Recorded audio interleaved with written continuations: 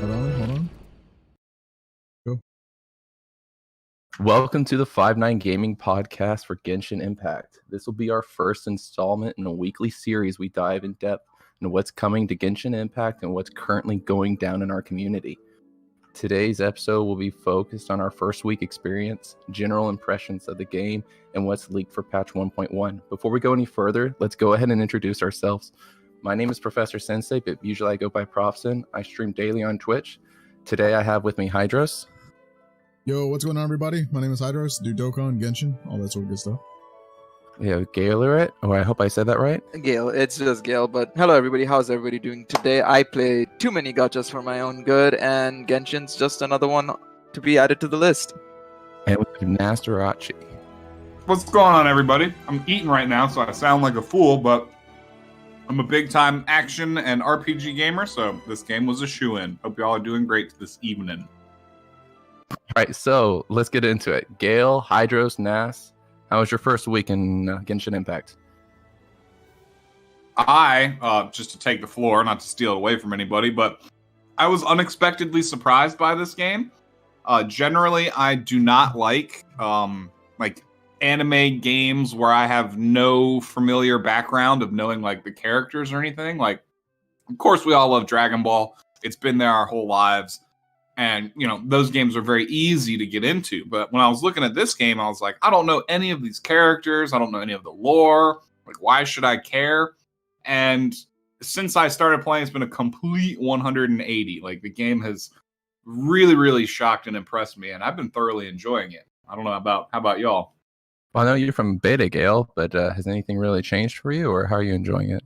No, it's just as enjoyable as it was the first two times. Like I mentioned this to you guys and in general to like my community members as well. I've not had another game like this put a smile on my face in like a couple of years now. Like games usually I do enjoy a lot of games, but this one genuinely was different from the get-go. And playing it for the third time pretty much after playing the closed beta test 2 and 3, it's great. They have obviously introduced a lot of changes, a lot of new bosses and enemies as well. So that also obviously added to it as well. And of course, they changed some of the locations as well to kind of change it up as well, which was great. But yeah, no, it's just been an enjoyable first week. Looking at and seeing the amount of people who are also enjoying the game and the popularity of it, which I personally didn't expect. It's genuinely just been fantastic. I've got to say, I was blown away at the Twitch numbers and how crazy this game has been blowing up across the network. How about you, Hydros? Any first experiences you're enjoying? Definitely have been enjoying this game. You know, just as a free-to-play player, I have not been spending too much money on the game at all. So, as a free-to-play, you know, it's been a very fun experience. You know, it definitely has a lot of similarities with some other games, if I must say. So it's it's been a fun game. Definitely tell. Yeah, but it's been fun. Definitely a lot of playability with even just the free characters that you given in the game. We'll talk about all that kind of stuff as we get going. But you know, it's a fun game. It's definitely a very first-hand experience. I didn't play betas or anything like that. I kind of wanted to go into it blind, and it's been a fun experience. I like it. Yeah, I personally, I can't remember the last time I've been this obsessed with the game where, you know, I'm turning it on just to play it, to go experience the world and go check every nook and cranny. Typically, I'm a bit, you know, apathetic towards the quests and dialogue that everybody's happening, but in Genshin, I find myself diving into every corner that I find available. Yeah, not only is the experience quality, but it's filling a great niche in this time of year where there's not really too much else that's really, you know, exciting to play. Like all the big releases, like Cyberpunk, we're still waiting on that. But the game has brought a lot of quality, and it's brought it at a really good time where not much else was going on. So it's been a gem that I was really happy to discover. And on top of that, it's free. So like anybody can pretty much access it as long as obviously they have the ability to do so either via mobile, PC, PS4. Obviously, we do know that there is a potential Switch release down the line. They have confirmed a Switch release. When it's happening is obviously a different matter altogether. But just being able to see everybody play, and especially it's also cross platform, something we'll tackle in a bit with the whole co-op situation and how people are feeling on it. Like that's another factor that's massive. And of course, for PC and mobile, you can cross save, so you can jump from PC to mobile. You can play it while you're traveling. Obviously, kind of not recommended because sometimes the phone can overheat because the game is quite intensive. But in general, like being able to cross save between the two platforms, being able to play with your mates in cross platform is just fantastic as well. Yeah, I see the phone version as a huge asset for like if you just need to do something real quick while you're on the go. Like if you need to cycle your expeditions or just go claim something and you're in a hurry, then the mobile version would be great. But exactly, probably not for sustained play, like you said. Well, I play a lot on my tablet. I dare say I play even more on my tablet than I do on my PC when it comes to actual grinding at Genshin, because it's just so comfortable to kick back on my couch. The controls I'm sure you guys have noticed that if you attack, it kind of tilts the camera towards the nearest monster automatically. So if you're just kind of tapping away on your tablet, it works real well. I could probably see that for a tablet. On a cell phone with a tiny screen, I'm not so convinced. But on a nice tablet, you're probably right. Yeah, for sure. I think that's one of the things. I that's one thing that I was gonna just mention offhand as well, is that the one thing that I do wish they do add, and I was hoping they would add from the beta, was controller support for mobile. Hopefully it's in the plans for the future for sure. But that'll just be an added thing for mobile gamers. But like you said, Naz, it'll be so. It's just nice to have the mobile version just to be able to do your commission. Say you're traveling and you're not able to be at your PC or for the next couple of days, like if you're in a hotel at work doing work or something, and you want to just log into Genshin, you've got your phone for that. Just log in, do your commissions, do your expeditions, and then log out again. So it's really great in that sense. All right. Yeah. Well, let's dive into some of the characters that we've been using. Well, let's just get into Nas. What's your favorite character so far, mechanically speaking, that you've been grinding with? I think the character has been the most beneficial for me is actually Fischl. Just due to her extremely high AoE damage with the bird, because I do have 2 dupes in her. The bird is extremely useful. Even if you're not directly using her on the field, you can just summon the bird, swap to somebody else, and there's just constant elemental and interactions going off. So she's been I think my most useful combat character. And then Venti has been great for exploring. I can't tell you how many of the sigils and other little hovering treasures that he's helped me get and just skip the puzzles that were associated with them. But you, Gail, you played the betas, so you got a wide range of experience. Who do you think is your favorite so far? Okay, so if I include my beta experiences and whatnot, I'm gonna have to say obviously the boy Diluc, the homie, probably the strongest character in the game by far in terms of DPS. He's just raw power.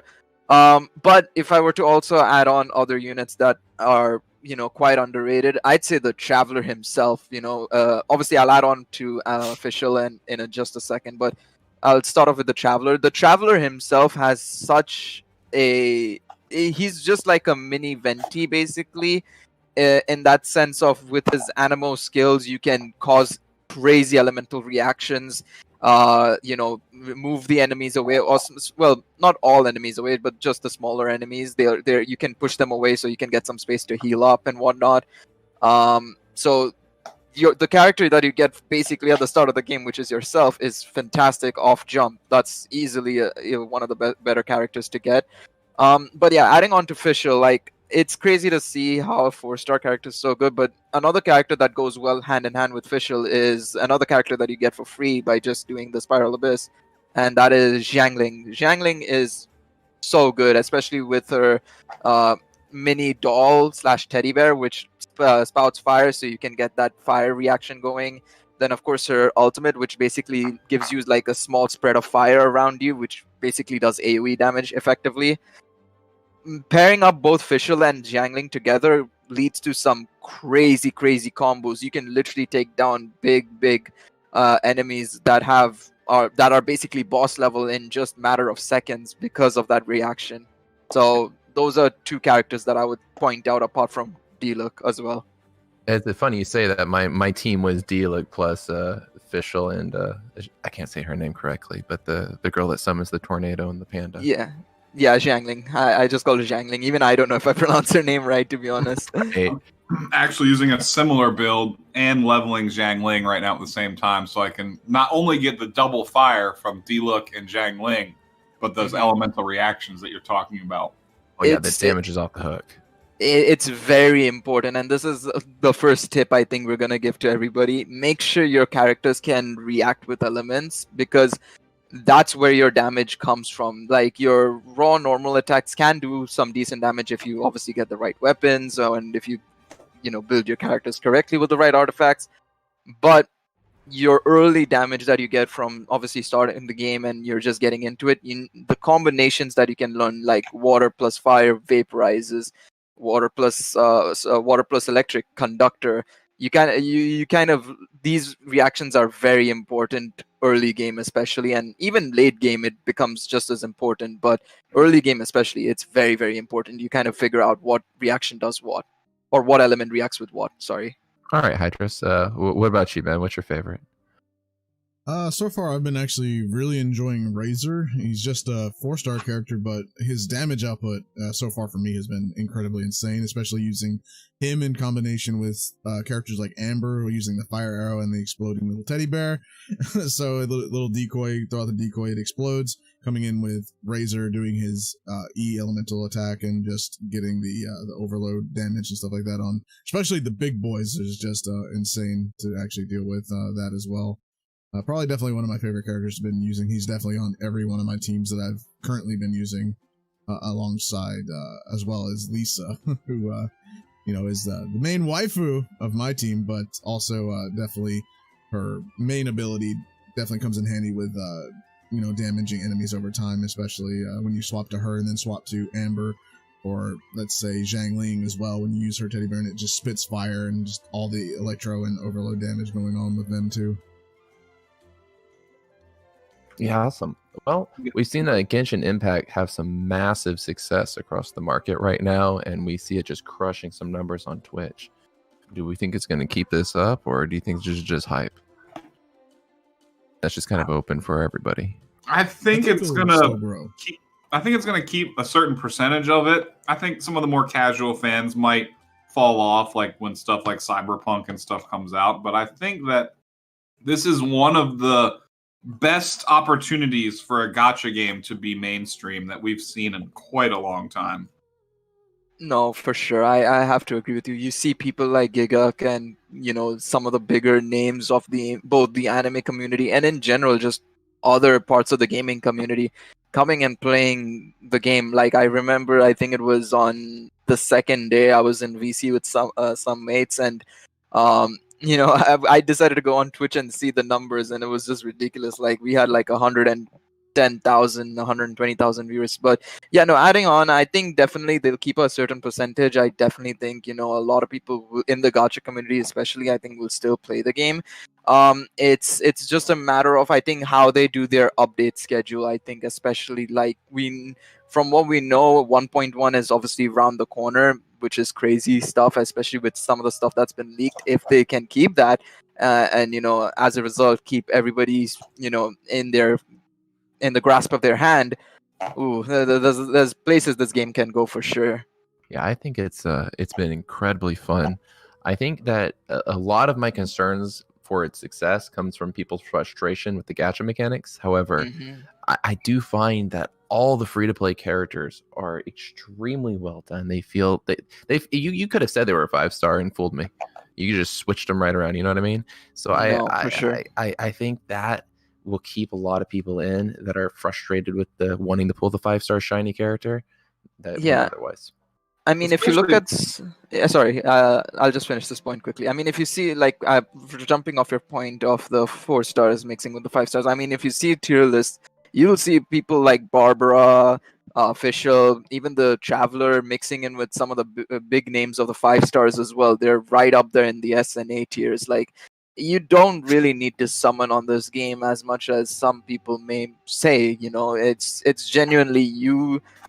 the game lets you dictate what you want to do. Obviously, yes, I will agree that the whole factor of not being able to play as every character is going to be an issue for some people. But I feel like if you're a gacha player, you kind of come to expect that notion. And to be honest, sometimes you're happy that you can't play as you can play as anybody you want. To be honest, as well.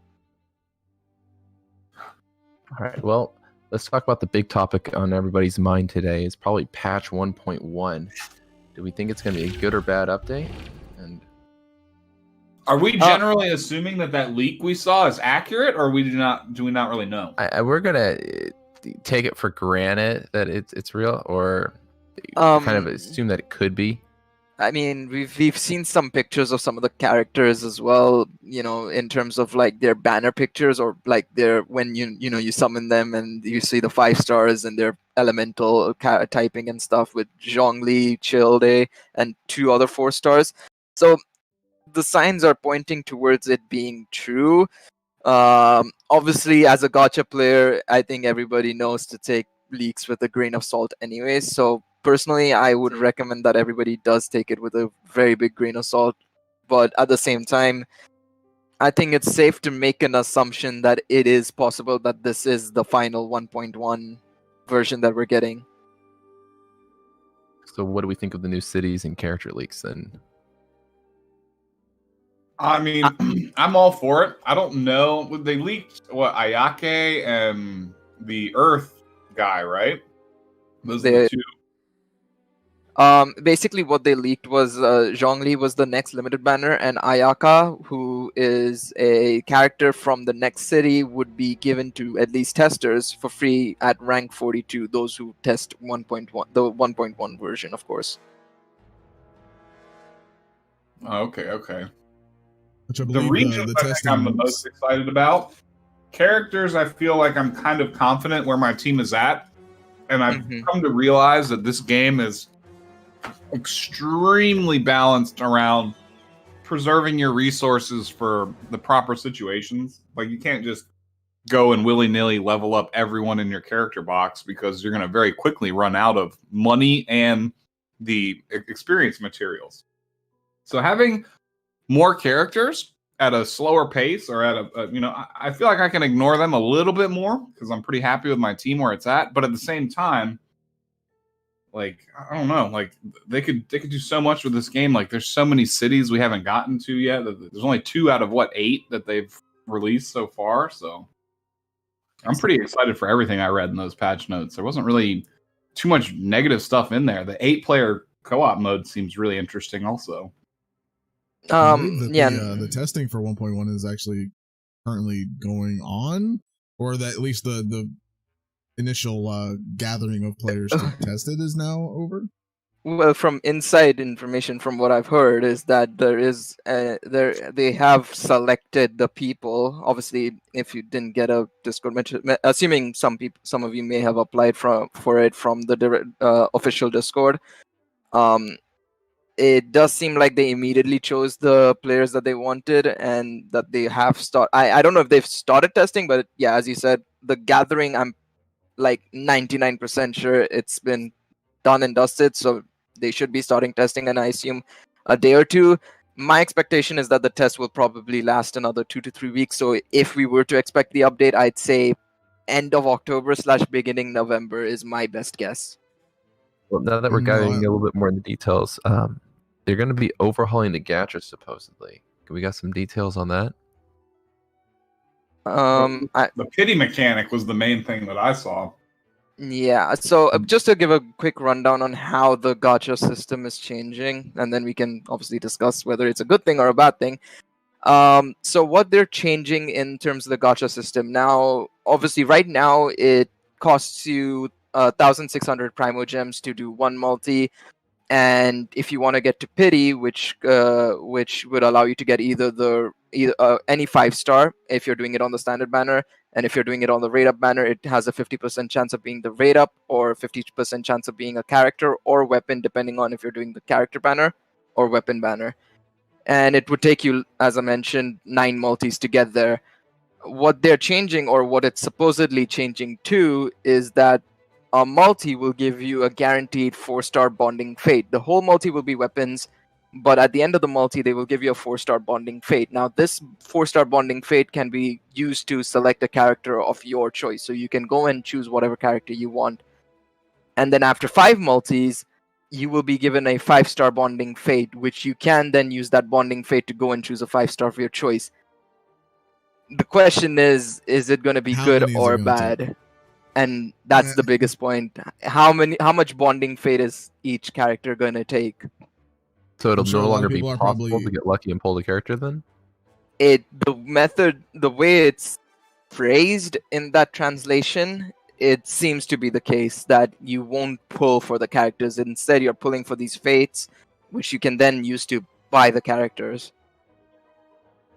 What does getting lucky in a multi sound like? Or is it just weapons? You can get 5-star weapons at that point. Oh yeah, in terms of getting lucky, you'll try and get lucky for the weapons, not the characters in this case.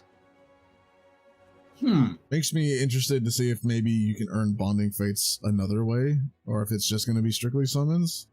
I assume it will be just strictly summons, but if you can maybe they'll give out a bonding fate maybe once in a while if we have like something big happen or something. Maybe hey, go choose a character, but also depends again how many bonding fates is actually going to take, and I'm sure a lot of people are interpreting this as it's going to take 1 per 5-star character.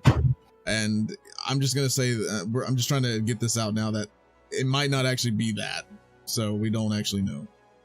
Yeah, I'm on the side of this seems a bit too good to be true, in my opinion. I just don't feel like they're gonna go down this route. If they go down this route, I think it'll be a bit different compared to what they've said here. I think if this leak ends up being true, this is definitely a leak that they've used to kind of test the waters and see people's reactions. Because I don't see such a big leak coming out. Like, you've got a new city, you've got 8-player co-op. These are big details. And for a 1.1 update, this is probably one of the biggest updates I've seen any game do, like for a first update. So the fact that all of this is leaked is making me question that this is all just testing the waters and seeing people's reactions to it more so. But yeah, no, I don't feel too confident in them changing the gacha system to this extent, in my opinion. I feel like the way it is kind of, on the face of it is good, but they need to change, like maybe drop the pity count a bit less, make the cost of the gacha maybe a bit less as well. And then you've got kind of like how Dragalia did their update to their gacha system, where they drop the amount you require and stuff like that. I think that would be kind of ideal. Yeah, because I think 1600, at least in terms of primo gems, for the amount that you get, like just going throughout the world, it seems like it takes a while just to get up to 1600 at least, which is why I guess, at least for the pity system, singles are ultimately better. You actually save in the long run if you happen to get lucky. But at the same time, a lot of people probably do want to save for those multis as well. Which either way, you're still guaranteed a 4-star every multi, at least in terms of right now. You're still guaranteed that 4-star either per multi or every 10 pulls. So, you happen to get a 4-star early if you're doing singles, but you save yourself some primo gems at the end of the day. Yeah, well, it sounds exciting to me, and I think that seeing how impactful the 5-star weapons seem to be, you'd still be going crazy trying to get these 5-stars. Yeah, for sure. Some of the 5-star weapons that we've seen, like I think the one that's on the limited banner right now, especially specifically the 5-star sword, it's ridiculous because it just gives like a straight attack boost, and then you can lifesteal with it, and then on top of that it does AoE damage as well, which is like it does 3 things in like one.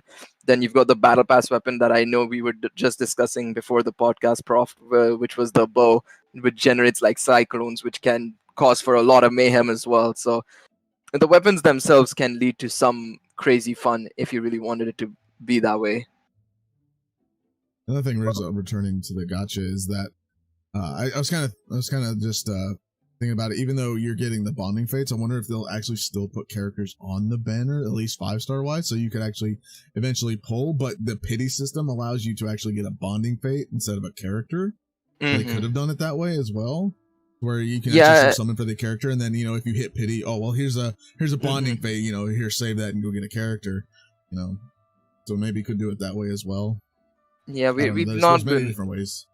Yeah, it's not very clear in terms of what the leak has said. Of course, we're just running on a lot of assumptions there, to be honest.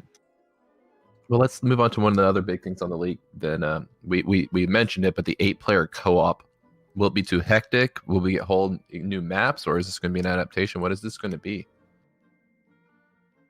From the leak, it says that they're adding new 8-player challenges and also puzzle solving side quests. So probably will take at least all of 8 players to maybe solve like some puzzles. Like maybe each player has to get to a set location, do some sort of thing to complete a challenge or a puzzle and stuff like that. You know, similar to, I think, one of the domains that you go through the story where you have to rotate the bridges around. You know, something like that in a way. I was seeing it more like a raid kind of deal where you big got boss a giant field, kind of like that wolf arena, but with a big old boss that takes all 8 people to whack down. Right. Well, I was literally just reading from that update thing. It said the new 8-player challenges and puzzle solving. So that plus the raids, yeah, I was kind of going for the smaller first. Well, that's what I interpret as challenge. It's true. No, What about you, Ness? Yeah. I think, well, the thing that I would most looking forward to is, like you had started to touch on, is improvements to co-op. I've been playing a lot, and I've increasingly noticed that co-op is almost, it's not 100%, but it's almost directly tied to your amount of resin that you have to open chests. Because most all of the relevant co-op activities are just running those instances where at the very end you need resin to get your rewards. Occasionally, you could just farm the other bosses that don't drop anything but mats. There is no chest.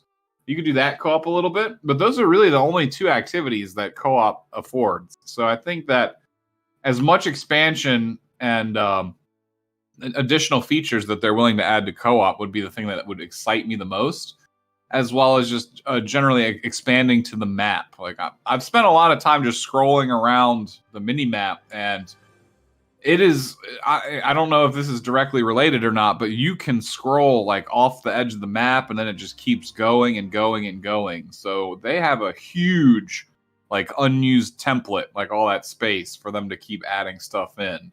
So that right, I think that's probably the thing that excites me the most. In terms of the map, I think that's just the other areas that they're supposed to be adding in the future. Like like the ice area, the fire region, the water region, because we only have the Geo and the Anemo, the wind and the earth regions in the game so far. Mm-hmm. So there's a lot of map expansion that's left to be done. I think that's probably the most exciting thing. I don't know how much of that is going to be coming in 1.1, but definitely out of that list of updates that we saw, the expansion of co-op material is the thing I'm most excited. Gail, how do you think the co-op's going to come for the 8-player? This is actually, I was gonna agree with everything you guys said, but I had a thought midway through. It's also a very high chance that it'll still be 4-player co-op, but you'll each be able to use 2 characters instead. Because right now, when you join 4-player co-op, it's obviously you get 1 character per player. It obviously it says 8-player co-op, but we don't know if it means 8 players or 8 characters necessarily. Either way, assuming that isn't the case and it's 8-player, just straight 8-player co-op where we'll be able to play with 7 other people. I think it's a really good move. It needs to be something that it needed to be something that got added. But personally, I would have preferred if they started it slow with adding new events and stuff. Because from the beta, we had co-op events that we could do. Which obviously isn't in the current version of the game, but I was expecting it to be in the first update. That would have been like the first mini update that they could have thrown in. People could have, done events with their friends and stuff like that, which obviously we don't know if it's going to come anytime soon or if they've revamped it since the beta. But no, I'm really looking forward to 8-player co-op. The possibilities are also endless for just exploration-wise, because you could do some fun, challenges with your mates, like go race from one side of the map to the other, do specific glider races or something of that sort. You can have so much fun with the world itself just by exploring honestly. So yeah, for sure that's a very good thing. But I do agree with Naz in the sense of resin is definitely something that'll hold you back if you're just trying to do bosses with your mates. Well, you mentioned resin. In the leaks, they're saying that there's going to be changes to the free resin gains. There's going to be no climbing on walls during combat automatically, and oculi showing up on the map. So speaking of the resin, that seems to be changing.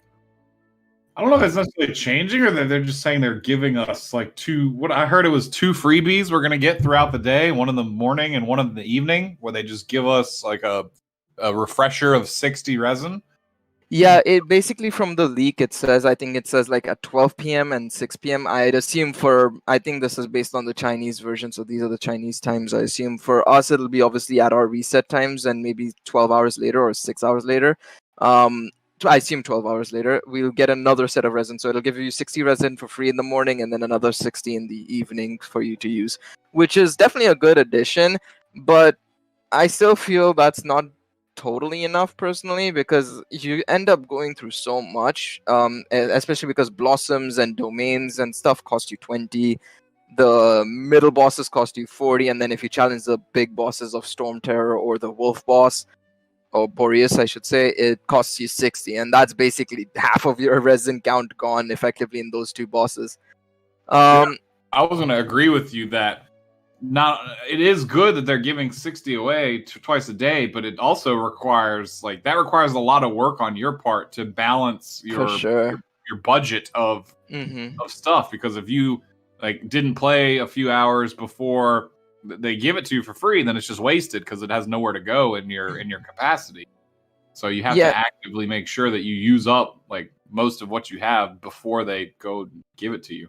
For sure. The one thing I will say though is that this can be an occurrence, especially at the start of gacha games. We know that resources are always it's always a scarce thing. Stamina resources, just items in general at the start of the gacha game. I'm hoping that when they start adding more in-game events and whatnot, we start getting more fragile resins given out and stuff like that, because that is going to be necessary, especially stuff like more EXP books, resin, that sort of stuff will be needed to be given out via in-game events for sure. Yeah, all right. I feel like with this resin count, with if they're going to give it out, especially with how much resin does cost, in most cases, for me anyway, or at least playing, some of the output from some of the rewards just doesn't seem worth the amount of resin that it actually takes. So I feel like either they need to slice these event resin costs down or increase your resin amount significantly. That would have been an interesting point because, like you just mentioned, I was hesitant to even use. I'm assuming when you say fragile resins, those little crescent moons that you use to restore. Yeah. Mm-hmm. I've been saving all of those, 80% of those things I've gotten, I've saved because I've directly looked at it well, why use this now when I can just get my world level higher and then use it when it's literally more valuable if you use it with a higher world level.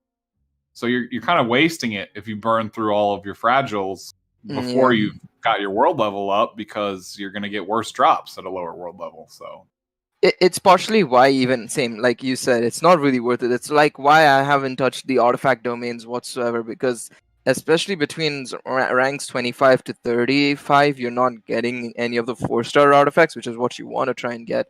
Well, no, you get it from rank 30 onwards, but they're not common drops at that point. They're still very rare drops. And similarly, even for the bosses, you tend to wait until the last day or on Saturday or Sunday before the weekends to do them, because you don't know if you're going to increase your world level in between, from now till Saturday or Sunday. And then if your world level increases, you're going to get better rewards if you tackle them on that specific day. So I can definitely see why. It's just I definitely think one thing they should have done, and it was something that I kind of requested since the beta, was that the rewards, especially I requested that the Ball Blossom rewards definitely improve a lot, because in terms of scaling wise, they're very poor over time, especially. But I was hoping that they would increase the resin cap every rank you gained. So even if it's by 1 or 2, it would have still been nice, because by the time you're rank 30, that's an extra 60 resin if it's 2 extra resin per rank, Your resin is still the same amount even when you start. It's the same amount even. 120 is the cap, I think. Yep, so, 120 is the cap. Maybe every 5, every 10 levels, maybe increase it 10 resin, something like that. Because most gachas give you more stamina as you keep progressing in a rank, or your overall player rank, which is what adventure rank technically is your overall player rank. So in terms of resin, technically I was expecting it to go up, and when I realized it didn't go up, I was like, well, now I'm still trying to be conservative. Like I want to farm these and get like these artifacts so I can get better ones for my characters, but I need a higher world level and stuff like that to get the better ones, and it's just a pain. Even if you're free to play it, it's not ultimately really worth it to do it at a lower world level. Yeah, if I they would add- say. Sorry, I'll just add this one point before you continue. Sorry, Prof. One thing that I was also suggesting is an alternative, like how we increase our stamina via the Statue of the Sevens. I wish that would be applied to the resin cap would, if they didn't want to attach it to the adventure rank, they could have attached it to the statue. So every time you increase a level in your statue, 5 extra resin cap, or uncap your resin count by 5, and so on and so forth. That would have been another way to implement it if they didn't want to attach it to the adventure rank. Does the statue give you the half crescents? I can't remember if it does. I know adventure rank once you get to the higher ones, it does give you some of the half crescents, but I don't think statues do. Even if the statues did, that would even be better too. You keep getting more of those, but I feel like the stamina increase would be a lot better ultimately. But still, even if you had gotten free crescents from that would have still been a good thing. But I don't even think you get that. So that's just from adventure rank and other sources. I've got my statues at level 8 and level 9, and I do not think I've gotten any experience, and primo gems is the main reason why I do, and stamina upgrades. Yeah, that's main. I agree. The stamina upgrades is the only one that you really need. I think the one thing they should do, I think especially now that I think 240, or maybe maybe the next city give more stamina, but after the third city I think they should consider making the statues give resin instead, because I don't think after how much more stamina do you need? It would be nice to have infinite stamina, but I think after the third city, bar, you don't often run out. Yeah, it's like, okay, after I reached, right now the max is 240. Even now I'm like, okay, it's not amazing, but it's still good enough to explore the world at a good enough pace. Sure, then we get the next city goes up to, let's say, 360 or 380. That's, I think, the perfect amount to stop at, I feel personally. And then after that they can start giving resin or uncapping the resin bar as a result after that. That would be amazing. It'll definitely be interesting to see how they reward us after we have just bars and bars of stamina in front of us. Yeah, I think getting the fragiles at that point would be a great exchange. To be fair, I was just about to say, imagine if they want us to climb basically the equivalent of Mount Everest, and that's why they're increasing their stamina so much. Or just completely wraps in a full circle, kind of like Breath of the Wild. Effectively, maybe. Who knows? We've seen how much they've taken from Breath of the Wild in terms of world exploration. I wouldn't be surprised if the mountain climbing part is taken as well. This is just a tangent question that's completely unrelated, but we're talking about all this stuff and stamina now. I haven't finished the available story in the game yet, but I would like to have a minor spoiler. Do you ever go to that continent that I see way the heck up in the sky? Not yet. Okay. Not yet. I'll just say that, not yet. It's not part of the story. I haven't even explored it in the betas. We have zero idea on what it's related to. Is it the end game? Who knows? We just don't know. It's that castle thing, right? No, if you if you look up in the sky, not on the mountains where you get to the hovering island, but even a mile up in the air further than that, you can see a whole continent floating in the sky. It's kind of like, if you look at Storm Terror's Lair, it's a bit more northeast of that, or northwest of that, basically. All right. Well, unless you guys have any more input, we can take a quick break and come back for more questions from Twitter. Yeah, whatever. You guys, I think we're good. Okay. Yeah. We'll go ahead and take a quick break, and then we'll be back with our Twitter questions.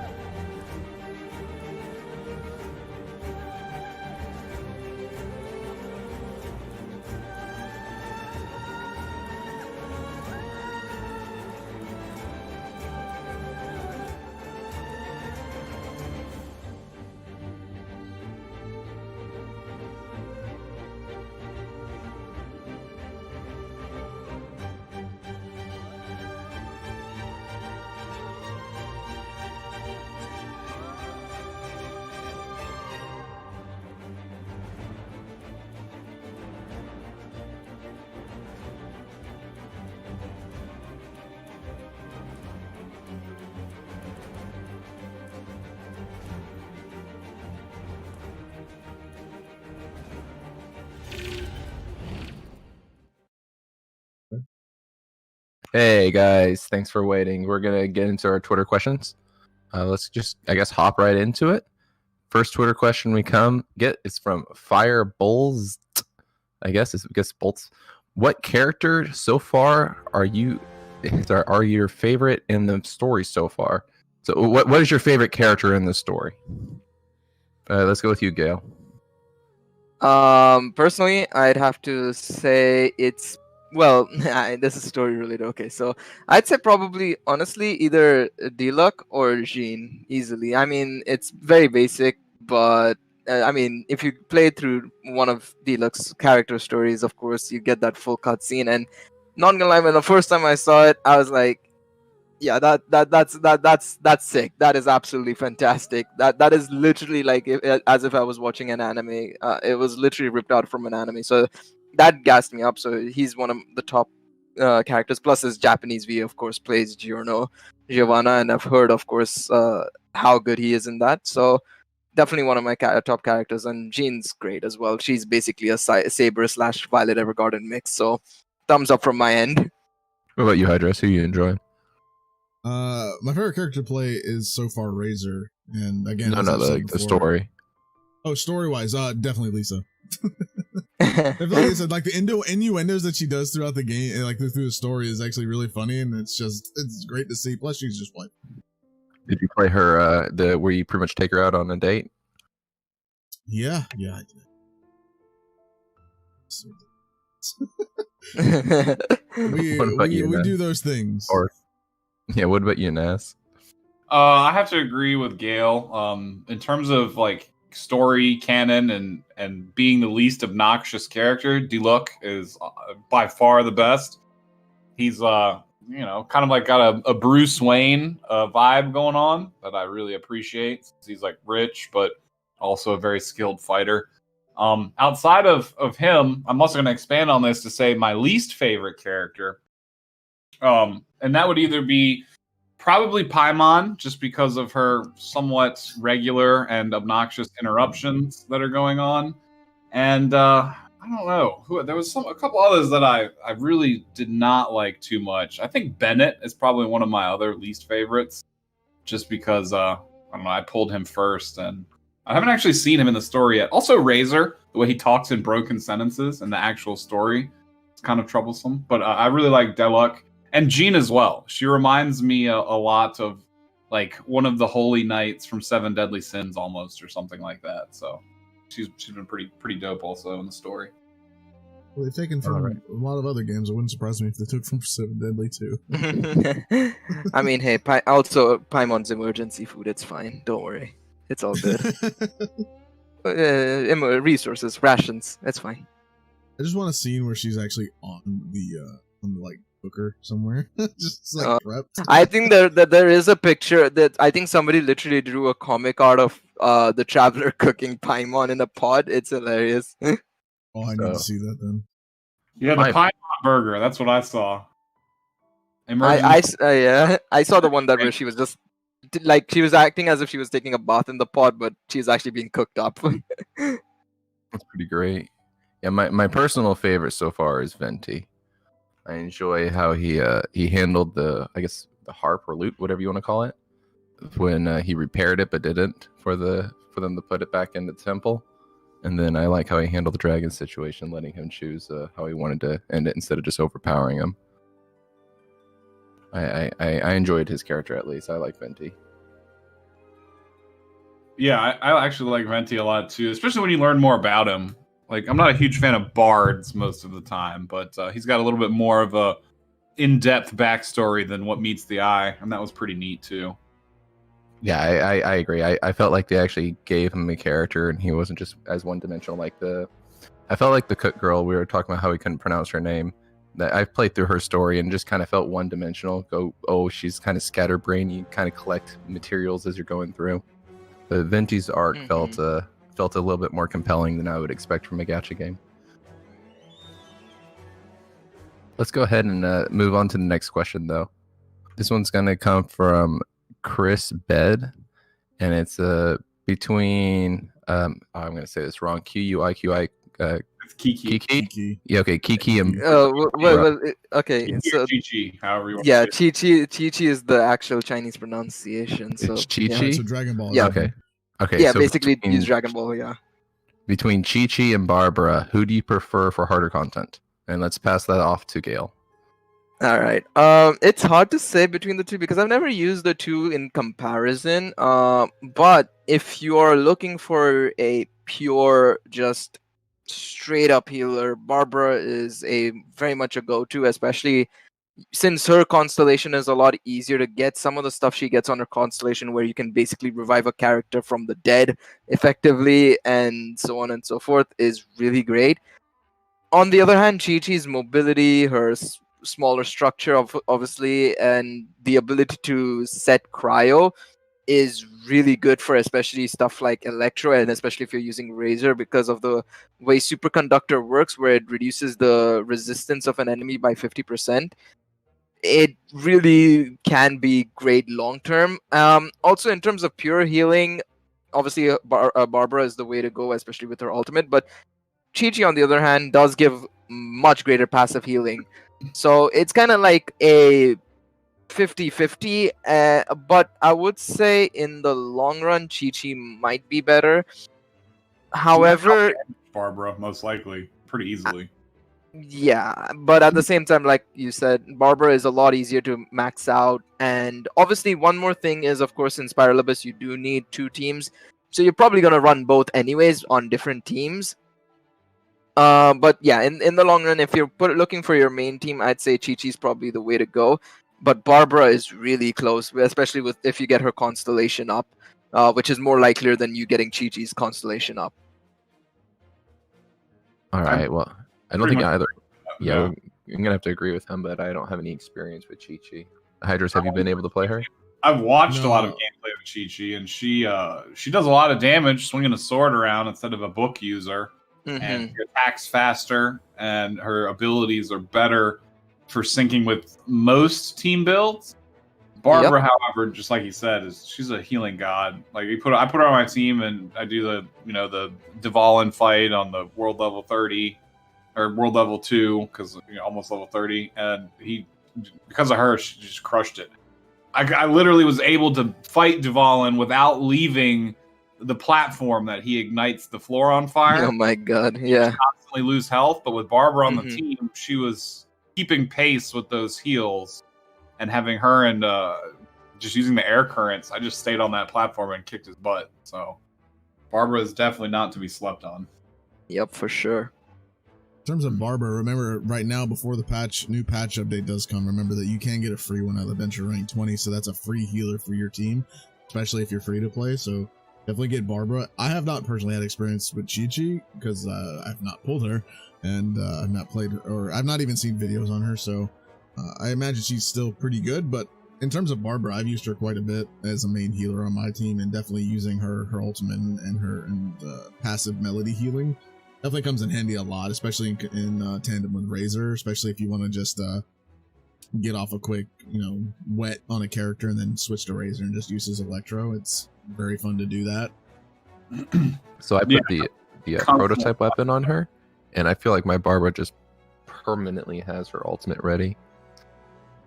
Like I haven't used food to heal in a long time. It's typically during stressful boss fights. I don't really passively heal when I'm going from camp to camp or world exploration now that I'm in Barbara.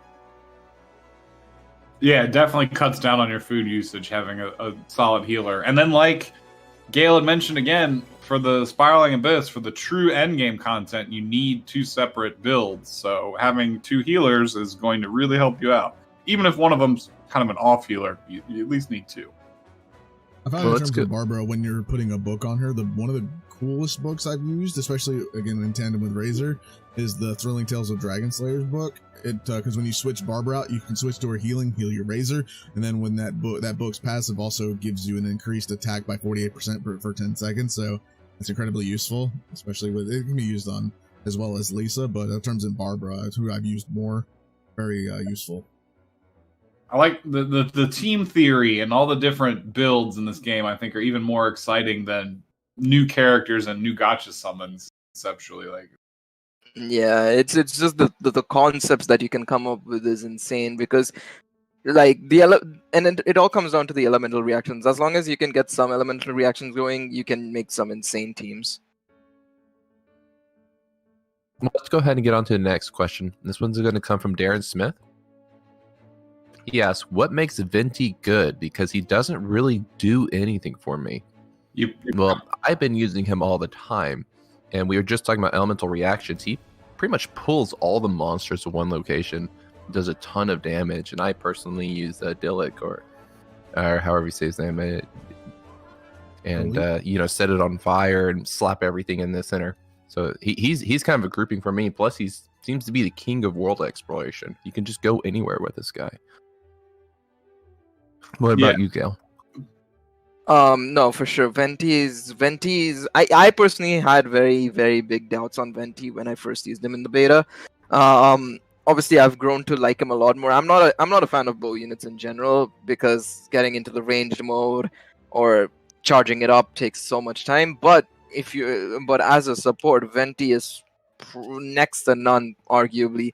Like you mentioned, being able to just concentrate everybody into one location, you're activating the swirl effect, and then if you on top of that add in, say, Fischl's electro charge, or where she uses the bird and then you electro charge the swirl, or you bring in Jiangling or Diluc where you add fire to it, you can create some insane damage from that. And then on top of that, the whole world exploration part, Venti is really good in terms of just being an outright supporter, as well as just using him as to walk around the world as well. Yeah, for world exploration, you use him to get the sigils that like hover over your head, and you would normally have to like collect the little fireflies and make the air current. But with him, you can just make your own air current wherever you want. So it's extremely useful for climbing mountains and navigating your collection of sigils. And then in combat, I think Darian's issue mostly is that you're not kitting him up as well as you could. Because if you get the right artifacts on him and a good 4-star bow, he's going to be doing very, very high levels of damage output. Like I specifically use, I believe it's the teacher, the one that raises your elemental mastery by 80. And the then instructor set, yeah. Just the martial artist set for that flat 15% damage buff to any of his normal attacks. So it kind of covers his damage, whether you're spamming the bow shots or whether you're using, your 2 elemental abilities, which are his main focus. Like they already covered it pretty well, but basically you just keep him on the sidelines. You wait till his ult is ready. You do the cyclone for spiraling abyss, which are all circular environments. It helps you clear all of those time-based challenges extremely efficiently, just pulling everyone to the middle, and then you vaporize them with another powerful elementalist character reaction. So you just do that over and over again, and it's just very high DPS output. So you brought up builds, and that's going to segue us into our next question here. And this one's going to come from Wiggly Gecko. And he asks, how do I know which artifacts are good on a character and which set buffs is good on which characters? And seeing as we keep going to Gale, but you frankly have the most hours in the game right now. How would you say is the best way to pick your artifacts? And gear? First and foremost, read the abilities of the characters. That's very important because a lot of the times it can be that they start, outputting. They tend to output more of a certain type of elemental damage than they'll do normal attacks, and vice versa sometimes. So you accordingly want to set it up. Of course, there are some basic sets that everybody, like a certain group of units will obviously use. Like Barbara will always use like either a Traveler set or a Maiden's Beloved set. You could obviously also give her the Instructor set that Nas mentioned for Elemental Mastery, but that allows you to go for a slight kind of duality role with Barbara, which you don't necessarily want to do because she's not amazing at that. You can obviously do it. I've seen some insane nuking damage from her, but to get it set up and everything can be very, very taxing and very specific substats that you require. So usually it's those two, and then from there on, you want to try and look at the characters, see what they use the most. So, for example, the Traveler could use especially the Anemo Traveler. they could obviously use the Anemo set, which increases Anemo damage, but at the same time, you could also look at the Gladiator set, which increases attack and attack by 18%, and then damage generally from any sword, polearm, or claymore user by a certain amount as well. So it just weighs up on how your playstyle is for each unit and what you're using them for primarily, and then accordingly giving them that set. Also, you could also look at Noelle. Her attack and her skills, I should say, are based off her defense. So you want her to have higher defense than higher attack, because that's how she's going to do most of her damage. So it's just a lot of, you need to read into the units mainly, then understand what the sets exactly do. You can also consider running either 2 versions of 2 sets or running a full 4 set. So it's a lot of like trial and error is the best way to go about it. Of course, there's obviously going to be people who will guide people in the right direction, but also it comes down to how your playstyle is more than anything else. Yeah, and just to expand on that, like I would examine how, like you said, how you're using what characters and how often. Like if you have Diluc, for example, and he's always on the field and you're always slashing away with him, you're going to want to build him, early game with something like Berserkers or something you can just get your hands on that's going to increase their attack power, their crit, damage like that. And then your characters that, like Barbara, like, so they're sitting back healing, give them stuff that's not going to be as attack oriented. Give them the defense, give them the healing restoration increases, just basically you're separating your support characters from your DPS characters and then building with those sets accordingly. Yeah, it's funny you mentioned based on how you use the characters, because personally for my Barbara, I've been running the Exile set because I pretty much ult on her and leave. And I find the energy restoration for the rest of my party to be pretty fun. Also, you're looking for common sense and builds for characters, you can also go to Genshin.gg, which also does provide a lot of lists of characters and kind of like some decent sets as well for a lot of the characters, especially what kind of builds you would want to do for who and stuff like that. So that's a good way to kind of list into that. Generally, the way I go about building mine is just basically looking at the stats of the characters and how, as Gail said, looking at all of their abilities and just kind of going off of that, and then ultimately building the set based off of that stuff. I think we got everybody's input. Let's go ahead and segue into the next one we have here. And just a pretty straight up question here. Luffy wants to know, how long is the main story? It seems to be about 1 to 2 days if you just straight up do it. If you go and you do all the side stuff. I'm not done yet. I don't think Nas or Hydros is done. Gail's the only one of us that's actually completed it, right? Even still, it's kind of a deceptive question because the story is gated. Like, you have to like do the main story, I guess, like what they present to you right now. But then at level 34, 35, and 36 or something like that, there's 3 additional chapters that unlock. I use the word unlock loosely because you have to actually use keys to unlock the story yourself. It's very easy to do. You just get the keys by doing all of your daily commissions for 2 days, and you'll get a key.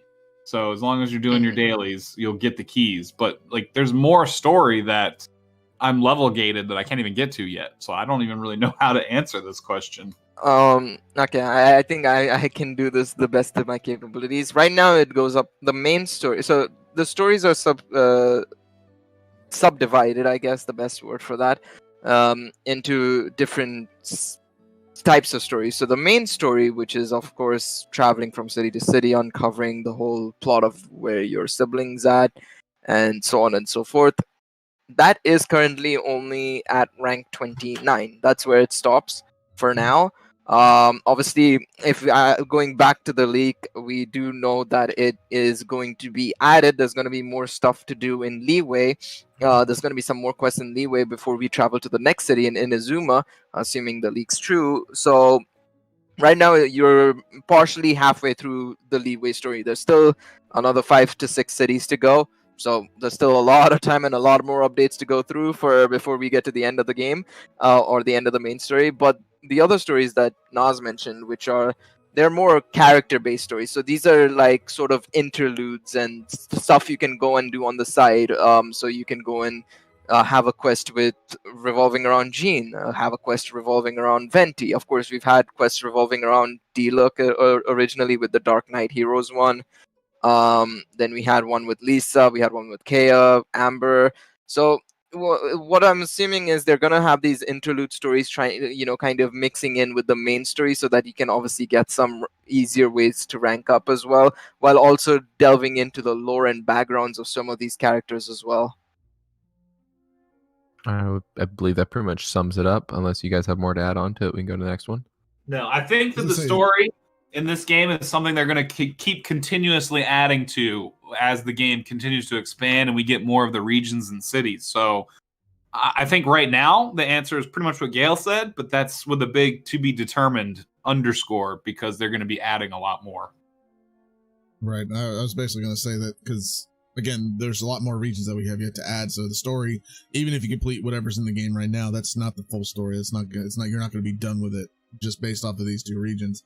So in the main story that you do, like with about your sibling trying to find all that stuff out, is still not done. It's going to be added all over as soon as all the other regions do come into. No, this is very much going to be a games as a service type game. So kind of view it like you would watching an anime. Like, it's not even available yet, but as soon as we get it, there'll be new episodes, and then it'll just keep going as long as the game probably keeps running. All right. Well, let's go ahead and get to the next one. This one comes from Spooky Linyu Only Takes L's, and he asks, or she asks, how do you level up the battle pass quickly? And I believe, you guys can correct me if I'm wrong, you pretty much only do your daily, weekly, and your battle pass period missions, correct? Yeah, that's literally it. Just keep on touch with what those missions are and try to do all the ones that you're physically able to do. Well, you can do them. I mean, the only other way to get the battle pass leveled up quickly is to literally pay for it. Yeah, I was about to say, MasterCard, Visa, and American Express is the quickest way to get it. Yep, pretty much. There's no other real way. It's just follow the quests. Make sure you do your dailies. Make sure you do your weeklies. Make sure you do your battle pass period. And if you really want to go even further beyond, pay. Literally I was pay. hoping that hopefully over time, I'm sure that they're receiving feedback about the battle pass, especially now that the game is actually released for everyone, that hopefully maybe if there's a little bit of input and there's a variety, at least majority of the players feel that the battle pass may be a bit too gated towards paying for it to at least complete it, then maybe they'll change it in upcoming seasons of the battle pass, which is what I'm kind of hoping for. But at the time, the only real way to level it up super quickly is to literally just break out the MasterCard and summon the gods of money. Yeah. Someone in the chat asked the same question about how do you get the red guy with the red hair and the black trench coat and the green archer kid? And I was like, Visa, MasterCard, American Express. Best bet. Yep, summoning is the best way to go for those two. As we said before, that you can really do a lot of this game, if not everything in the game, with the characters you get for free. You don't have to summon. Half the time, I forget the gacha's even there. Yeah, it's a very superfluously extra feature that is mostly appealing to the people that are really going to go nuts in this game and no life it for a little bit. Outside of that, if you're just trying to experience the world and have something that you can talk about with your friends while they're playing it, you could get through the whole thing without spending a single dollar. No, definitely. It definitely feels like the most free-to-play friendly gacha game I have ever experienced. Yeah, you don't need... the only thing that I would say would necessarily gate you that you absolutely will need are healing characters. Outside of getting characters that can heal, once you have one or two of those, ideally, you can pretty much get through even the most of the end game content. That would be something. As I said before, for right now, for free-to-play players, definitely farm up to Adventure Rank 20. You get that Barber for free. That's one healer for you right out the gate. And you can continue to play for free. Have a healer. Yep. Even Noelle's E, if you can obviously set it up correctly, her E also restores health to all parties members. Yeah, her E is a shield also, isn't it? Yep, it's a shield as well. Yeah, she's pretty good. Let's go ahead and go into our final question. This one's coming from Spooky Zach. They're asking, what do you think they could add to the next game, to the game, considering the rise in popularity and considering how open-ended this is? Let's start with Nas. What do you think they can just add to the game that's not currently in it? I think continuing, and this is a little bit of a faux answer because it's already in the game, but continuing to add emphasis to the multiplayer system is probably going to give the biggest edge, because allowing people to play with each other and adding modes, at least PvE up front, because they've made no indication they have any intention of going PvP, but at least adding more PvE functionality to the game where people can play with each other, I think will immediately extend the lifespan and the replayability of this game significantly. Because as of right now, like, you go through the game, you realize after a while it's kind of like playing RPG Breath of the Wild. You get to a point where you're satisfied and you're kind of done, you're done. But if they add those options where you can continue the grind with friends, that gives you the ability to have that social atmosphere around it, then I think that would be the most healthy that they could probably do. Besides just establishing a steady stream of new content to keep people excited and keep the hype going. What about you, Hydros? What would you like to see come? I definitely would like to see not PvP, because definitely don't want that to ever be in this game, because honestly PvP is just another concept. But as Nas was saying, a lot more PvE based content, but also more to do with the PvE and co-op and stuff like that, because as we said before, the Resin kind of limits you incredibly to what you can do with like main bosses and domains and stuff like that. So hopefully maybe increasing the amount of stuff that we can do, or increasing the amount of Resin, and as well as increasing like the amount of content that we can actually do. As people have mentioned, raids and stuff like that. That'd be actually pretty cool to do in the future. And I definitely want to see what's to come of the 8-player co-op, especially. And that might be about it. What about you, Gail? All right.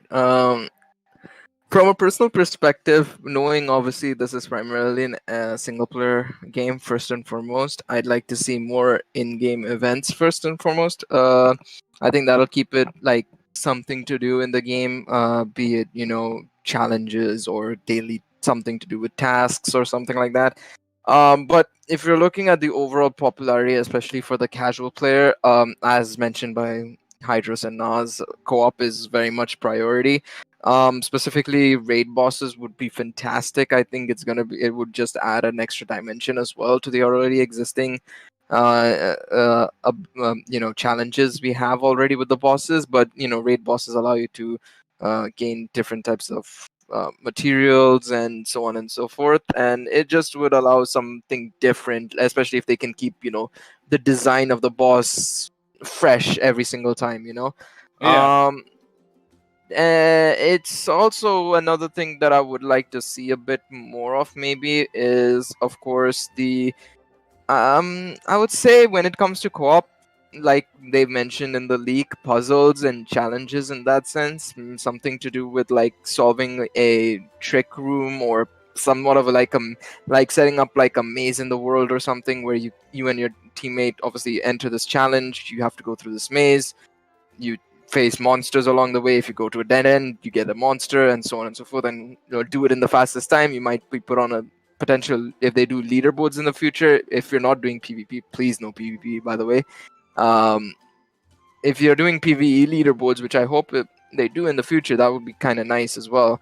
Then that would be nice. You and your teammate can be like on top of a leaderboard for clearing this specific maze in the quickest amount of time, something like that. Some in-game events that are just funky and fresh compared to other open world games, or just any gacha game in general, would be super nice. Oh, you were saying stuff about the leaderboards, right? I was thinking guild. Yeah, guild would be really fun. Yeah. Well, just to add on that, actually, now that you mention it, they did mention a housing system like a couple of months ago. It was very, very offhanded. One of the producers mentioned, "Oh, we've got this housing system as well coming." Do we think it's a guild system? Potentially, who knows? But it looks like it. Who knows? I would personally want to see like a horde mode of some sense, where you're in an arena, it just keeps spawning stuff till it finally beats your team. Oh, that would be crazy. be cool. Fight to the death. Right. Well, I mean, you and your buddies get together, and it just keeps spawning more ridiculous bosses until you just get one shot for messing up. Could do kind of like something like something from like COD Zombies, where it's just wave upon wave, and you're trying to escape, maybe as well, something like that. Oh, Who that knows? would be so exciting, especially playing on Genshin. Yeah. Now, I've seen a lot of people mention this, even in the comments of our stream here. What about a way where they could add different cosmetics for characters into the game, which could I be already feel like that's necessarily a good Oh yeah, come on! That's not just a costume for a glider. You're gonna get weapons. You're gonna get your character. You're gonna get everything. There's no way. Yeah, and I that feel could the alleviate- weapons are already a cosmetic because they have different appearances. Even as you refine them further, they increase their appearance. Wait, which does? Weapons change in Weapons. appearance when you refine them What- for greater ranks. Your weapons, all of them change. Yeah. You just haven't been paying close attention, but when you refine your weapons, not when you add a weapon of the same copy in, but when you let it unlock it for the next 10 levels or 20 levels at the first one or whatever, it changes in appearance each rank. like little different bells and whistles will appear on it or Yeah, something? different colors typically. Yeah. Okay. I definitely Yeah, see in the terms of the way Grand Cross does cosmetics, like just overall outfits for the characters, that'll definitely be a thing. Oh, 100%. Yeah, Especially 'cause, hopefully you know, it we doesn't can have see the stats on it cake. though. I have a feeling they're gonna put cosmetics for every slot, and they're gonna give you the ability to hide it or not, and that cosmetic will have some stats attached to it. That's gonna be too much Grand Cross heavy. I don't want costumes that give I stats either. won't necessarily want that, but I see 'cause the main thing I that see it sets me to think happening. this is you look at the glider and you see that has a star rating. The only reason to star rate your gliders is unless we're just gonna have super rare cosmetics, is cosmetics with stats on them. Well, as you know, with like other battle passes, in terms of like something like Fortnite, you get cosmetics as you complete the battle pass. Maybe something like that in the future. Like you got the free version where you can maybe get like 3-star, 4-star cosmetics, and then the paid version of the battle pass, you maybe unlock some 5-star if you also get all the way through for a main cosmetic. That'd be also pretty cool.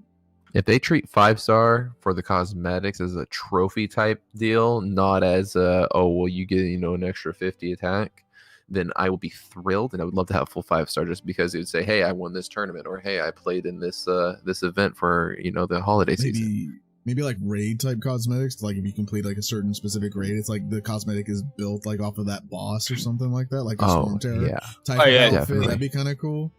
It tears up in its look depending on how far, how many levels you can go difficulty wise or something. Well, with the amount of Maybe polish there's, they've put on every other portion, I can totally see them doing stuff like this. If they I've seen in the game like a lot of different characters have like reactive types, reactives on a lot of their outfits already. They do like a reactive type costume. So like maybe if like you don't have your Q yet or your ultimate yet, then there's no reactive. But as you're slowly gaining that ultimate, your character starts to glow, or you have different colors or reactions throughout your costume.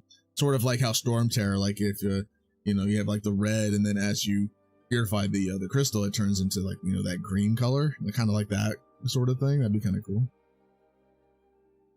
Yeah. That's just a And thought. it helps alleviate some of their financial pressure away from the gacha system so that they can ease up a little bit there because they're now making some extra money on cosmetics. Then I'd be all for that as well too.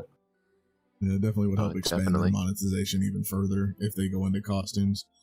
From my experience, costumes at least get me very, very good on Grand Cross. I love spending it on Grand Cross, but if it comes to this game, definitely would be cool. I just hope it's not going to give stats because we already have artifacts of weapons. Please don't give stats on costumes too. It's like one simple buff or something, I'd probably be okay with it. But yeah, not like a full set of stats.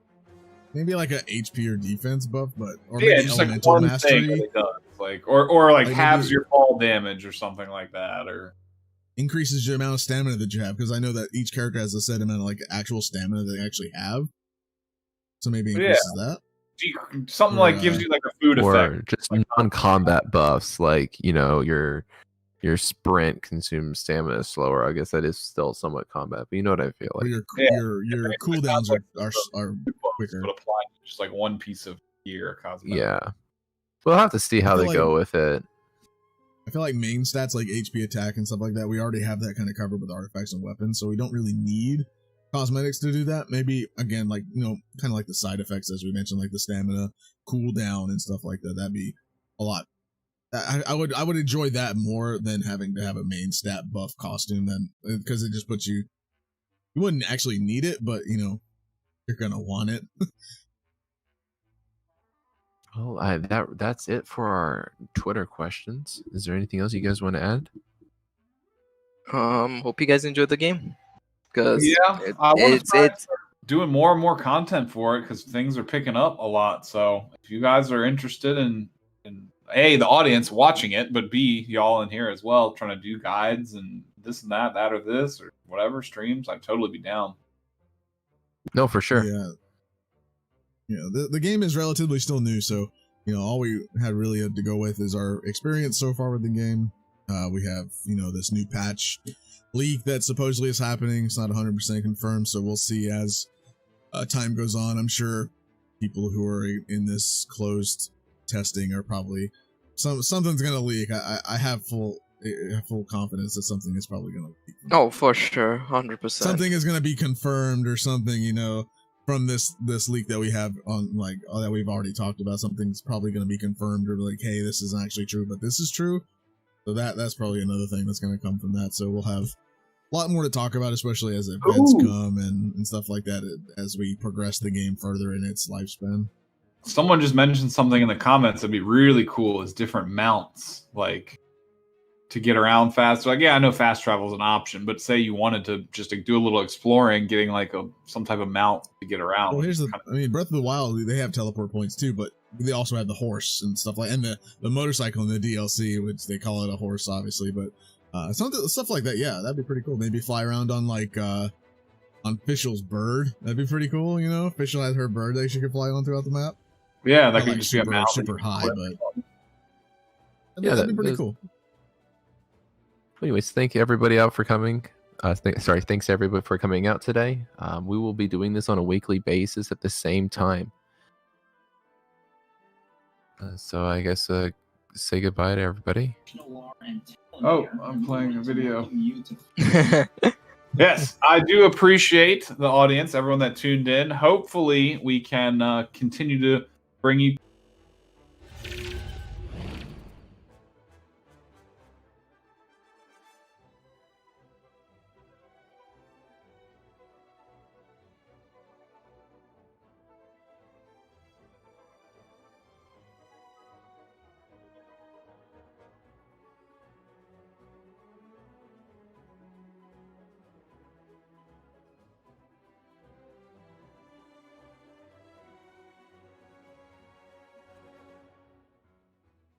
I personally didn't expect as many people to get involved as I thought it would.